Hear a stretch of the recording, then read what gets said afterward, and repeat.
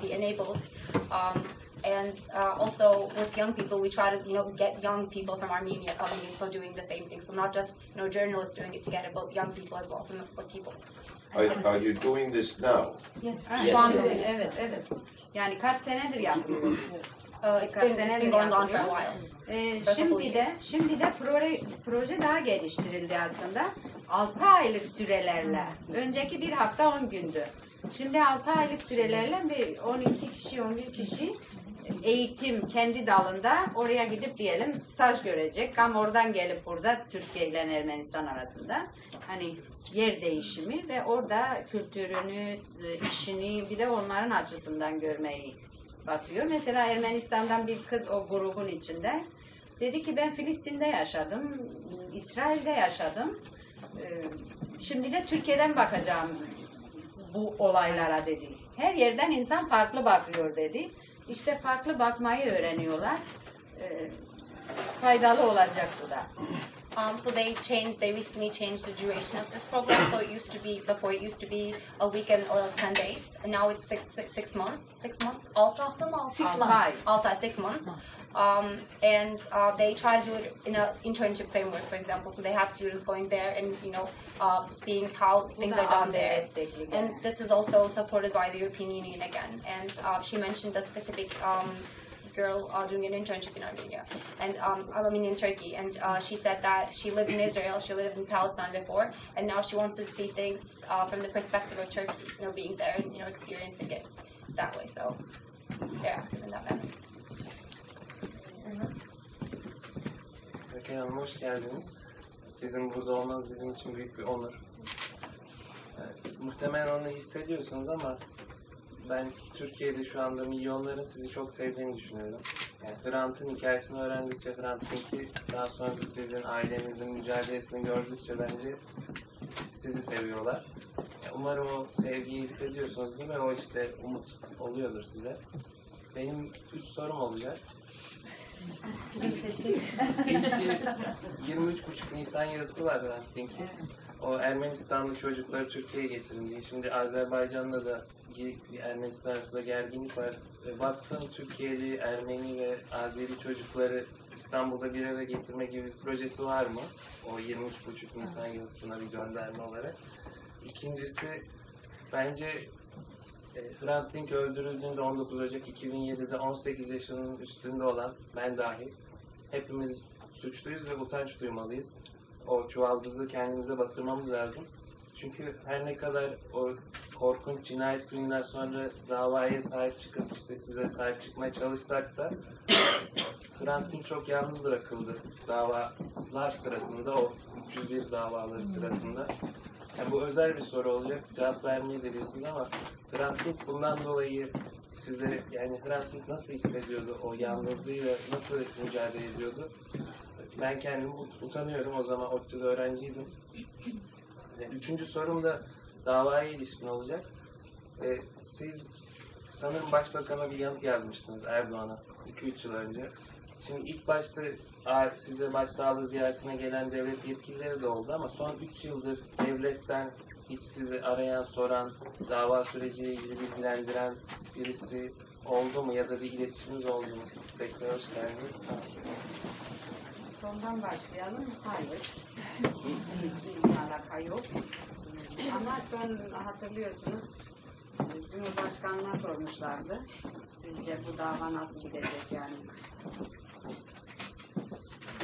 Ne demişti? Basit bir sıradan bir cinayet haline getirdi. Yani utanç verici bir cevap bence. Kendine onu yakıştırdı. Değil.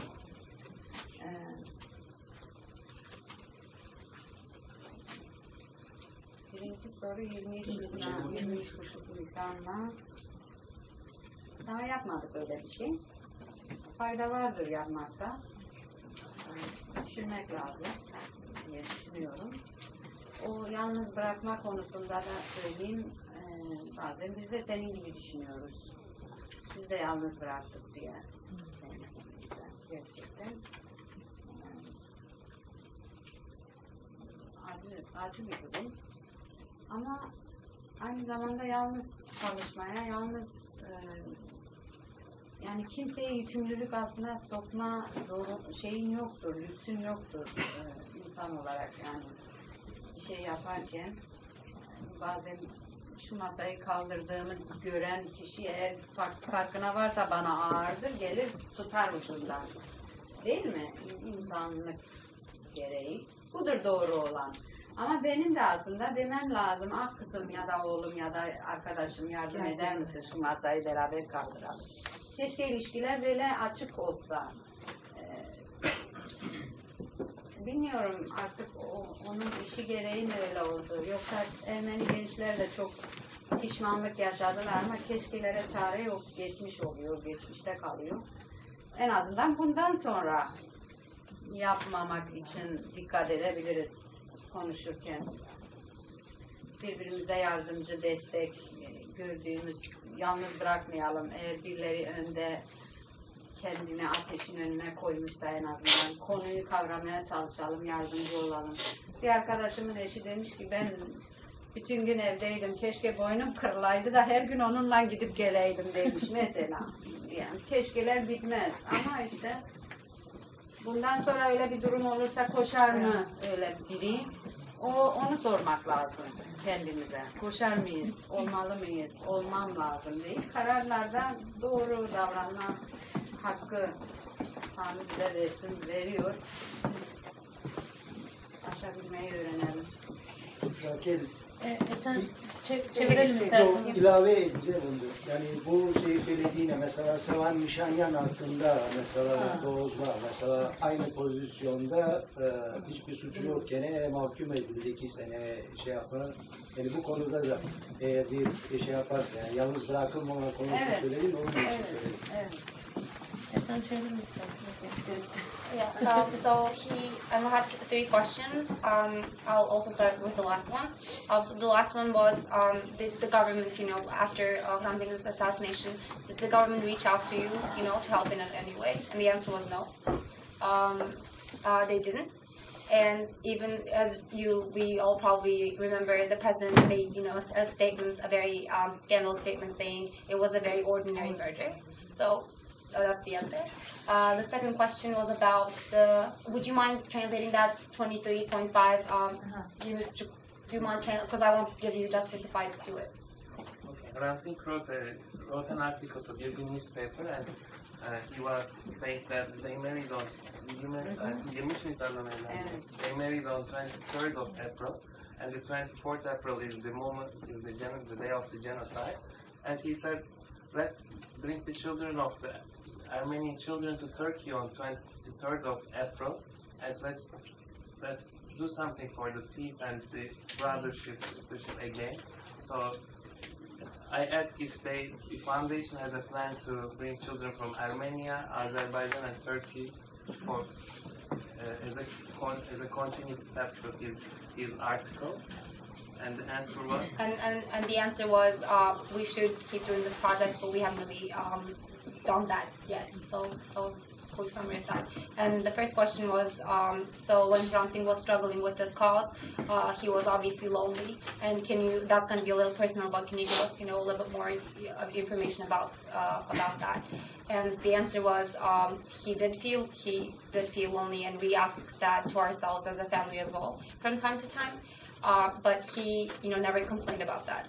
And Rakel Dink, she made a very good analogy about, herself moving this desk by herself and not asking for help and expecting people to acknowledge the fact that she needs help. But then again, she said maybe sometimes we need to have a more open conversation with people and actually ask for help and be like, my dear friend, can you please help me with this? So that was a good analogy to explain that question, to answer that question. Also, she highlighted the point of, another leader coming up again, and us, whether or not we would follow him, and whether or not we would just, let him be and, experience the same things that happened to Hrant Dink in terms of his loneliness and people not being there to support him. And she mentioned that they had a friend who said, after his assassination, that he just wished that he could, go to work with them every single day rather than just staying home and not doing anything. So yes, and Janabi mentioned Sevan Nishanyan as an example who's going through something on some level similar today. So there was a question from the back.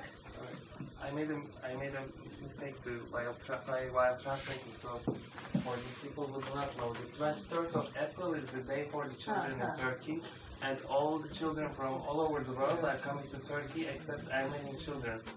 And that's why Hrant Dink asked for Armenian children to be with us that day. Sorry to add it. So we have little time, but there was a question. So I see two people. One is Harry, I see another hand over there. So let's finalize the discussion with those two questions. Bizim Türkçe o kadar iyi değil, so I'll try it. Which is not that good either.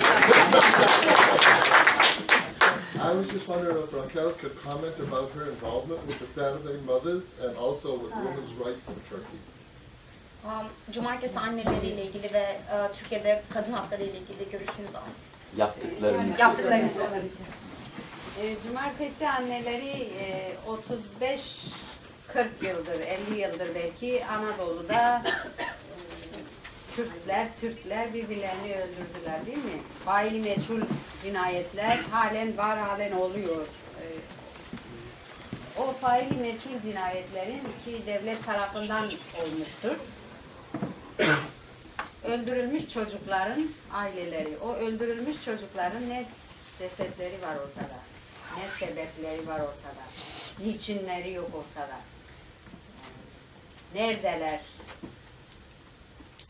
Kimler öldürdü? Bilinmeyle beraber. Bazıları bilinmeyebilir ama çoğunluğu biliniyor aslında, ama maalesef daha işte Türkiye böyle şeffaflaşmaya karar vermemiştir. Cesaret bulamıyor çünkü kendi taşlarını yerinden oynatacak herhalde. Herhalde değil öyle. Kendi temeliyle herhalde sorunu var Türkiye'nin bence. Kuruluş amacının üzerine böyle cinayetler devam ediyor. O aileler çocuklarının kemiklerini arıyorlar diyeyim size. Maalesef çok acı ama davalarına Türkiye daha kulak tıkamış durumda ve 500 haftadan fazladır cumartesileri orada toplanıyorlar. Çok kişi destek veriyor, onların derdine çare bulunsun isteniyor. Ki artık öldürülenler geri gelmeyecek ama en azından aydınlansın, yeniler öldürülmesin, tekrar gizli cinayetler olmasın. Amaçları bu, istekleri bu. Yani Türkiye'nin insan haklarına saygısı artsın, insan haklarına yönelik değişime uğrasın istekleri, dertleri bu. Kadın hakları konusunda biliyorsunuz son senelere kadar sokaklarda bile karısını öldüren, sevgilisini öldüren, kadın kaçıran, ne bileyim böyle bir sürü yüz kızartıcı, insan ahlakına yani anlatılması bile zordur. Bu tür suçlar, günahlar çok. Ama maalesef %100 üzerine eğilip bu konular üzerine çok daha ekmek yemeleri lazım. Yani böyle diyeceğim. So the answer is, so first of all about the Saturday Moms. So they've been gathering there for over 500 weeks now, and you know, in eastern parts of Turkey, Kurds and Turks have been killing themselves, and these moms are trying to find the assassins of their kids in a way. And actually, it is known. People know who the assassin is. It is the government, but it's a tradition. You know, it's a cliche in Turkey that the government doesn't really do transparency in general. And that's probably because of the fact that they're scared that the stones of their foundation will be moved in a way that they don't want them to be. So it comes because of that. You know, they're scared because of that reason. Well, the fact is that these moms, they want to understand how this happened, who did this, even though they know who the person is, and they want to make sure their purpose, their goal is to make sure that such incidents won't happen again in the future. That's for the Saturday moms, and for the second part of the question about women rights in Turkey, we see every day, you know, just on the streets and, you know, in the news in general, people, you know, killing their girlfriends or their wives for no reason, and this keeps happening, and there's no explanation for that. It's just inhumane, and it's embarrassing to see that happening still. So we are running out of time. We have one last question lined up over there, because we have the room until 3 o'clock, so we'll have to leave. Before I forget, we'd like to thank the MIT Turkish Student Association for arranging this room for us. Let's have the last question, the last answer, and then that's going to be the end of the event. Thank you. Pushkar Rakel Amerika'yı. Sizleri burada görmek gerçekten büyük bir onurdu bizler için. Sorun Türkiye'deki Ermeni değerler, kültürel değerlerle ilgili denen herhangi bir çalışmalar var mı? Mesela bildiğiniz gibi Sırp Gregos Diyarbakır'da açıldı. Duyduğumuz kadarıyla millet çok katılıyor kiliseye. Acaba ona benzer diyelim Akdamar olsun, Sırp Gregos olsun değişik projeler var mı? Onlarla ilgili biraz bahseder misiniz eğer varsa? Önce vakıf projesinde böyle bir projemiz var. Bir kitap bastık, vakıf malları. 2012 beyannamesi diye aslında kitabın adına geçti. Ama vakıfların elindeki mallar ve elinde olmayan mallar diye bir sürü harita bilgilendirme, bir kalın bir kitap basıldı. Şimdi o projeyi geliştiriyoruz Türkiye çapına göre. Bütün Türkiye'deki eski, şimdi görünür, görünmeyen, yani bütün tabii ki elde olan bilgiler ulaşılabildiği kadarıyla olacak bu. Ama gereğinden fazlasına zaten ulaşılıyor. Bilgi çağındayız. Ben beceremiyorsam da çok her şey ortada. Bu proje çok iyi ve sizin dediğiniz gibi Diyarbakır Kilisesi onarıldı, iyi oldu. Gerçi gene Ermenilerin yardımıyla onarıldı çoğunluk. Ama belediyenin tabii ki, oranın halkın isteği de çok önemli tabii ki. Turizm için de yapılıyorsa iyidir, yapılsın, varsın, turizm için olsun. Arzular var. Mesela Palu'daki kilise için yeni çıktı Ağustos'ta ki oranın belediyesi istiyormuş ki hani yardım bulunsun, edilsin ve kilise onarılsın. Hareket var, istek de var. Bakalım neye ulaşacağız bilmiyorum. O vakfın bu bahsettiği son proje Anadolu'daki bütün Ermeni manastırlar, kiliseler, bunların tarihi diğer binalar, bunların envanteri çıkarılacak. Evet, teşekkür ederim. Rica ederim. İşte öyle bir durumda şimdi Türkiye. Dileğimiz hem geçmişi hakkında hem şimdiki bulunduğu durum hakkında yüzleşmeyi kolaylaştırmak, yüzleşebilme cesaretine ulaşmasıdır Türkiye'nin. İsteğimiz bu. So the question was about the quick summary of it. The church in Diyarbakır that got restored. I don't know when exactly. But apparently, as you just said, there's a huge project that's going on in Turkey about churches all around Anatolia, all around Turkey, and foundations in their properties. And I don't know how to translate it in montage. A list of the properties. And the answer was so the church that got renovated in Diyarbakır. That was a very big step, and it was mainly, made by Armenians themselves.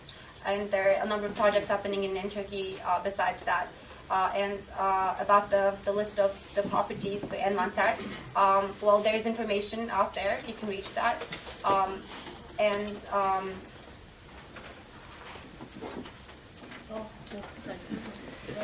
Thanks everybody for coming. There is one.